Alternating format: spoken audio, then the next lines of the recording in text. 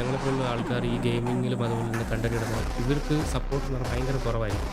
നിങ്ങൾക്കൊരു 100K അല്ലെങ്കിൽ 50K subscribers ഉണ്ടെങ്കിൽ നിങ്ങൾക്ക് കുറച്ച് സപ്പോർട്ട് കിട്ടും. അല്ലാത്ത പക്ഷം 99% ആൾക്കാർ നിങ്ങൾക്ക് ഒരു സപ്പോർട്ട് ഒരു വാല്യൂം തരും. നിങ്ങൾ എത്ര നല്ല കണ്ടന്റ് തരുന്നത് അതിൽ 1% ആൾക്കാർ കാണും, 1% ആമ്പിളാർ കാണും. ഇവൻ്റെ കണ്ടന്റ് കൊടുക്കണം, ഒന്ന് സപ്പോർട്ട് ചെയ്യും, ഒരു ലൈക്ക് കൊടുത്തേക്കാം. ആ ഒരു മനസ്സ് കാണിക്കുന്ന 1% ആൾക്കാരാണ് എന്നെപ്പോലുള്ള ആൾക്കാർ കുറച്ച് സപ്പോർട്ട് ചെയ്യുന്നത്.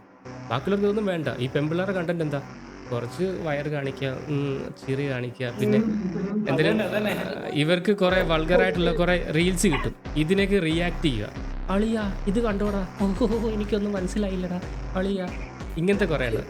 രണ്ടാമത്തെ സ്റ്റേജ് ഉണ്ട്. രണ്ടാമത്തെ സ്റ്റേജ് എന്ന് പറഞ്ഞാൽ ഇവർ കുറേ നാൾ കുറേ സ്ട്രീമേഴ്സിനെ പൊക്കി പിടിക്കും. അതായത് ഓൾറെഡി ഹൈ ലെവലിൽ നിൽക്കുന്ന സ്ട്രീമേഴ്സിൻ്റെ സപ്പോർട്ടേഴ്സ് ആണെന്ന രീതിയിൽ കാണിച്ചുകൊണ്ട് അവരുടെ റിയാക്ഷൻ, അവൻ സീനല്ലേ, അയ്യോ അവൻ ഭയങ്കര.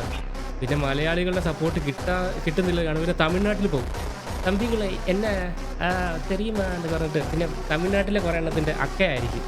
അങ്ങനെ കുറേ അപരാധങ്ങളുണ്ട്. അല്ല ആമ്പിള്ളേർ ഒരു സപ്പോർട്ട് ചെയ്യുന്നവന്മാർ എൻ്റെ ഒരു കാറ്റഗറിയിൽ ഞാൻ നോക്കിക്കഴിഞ്ഞാൽ ഭയങ്കര കുറവാണ്.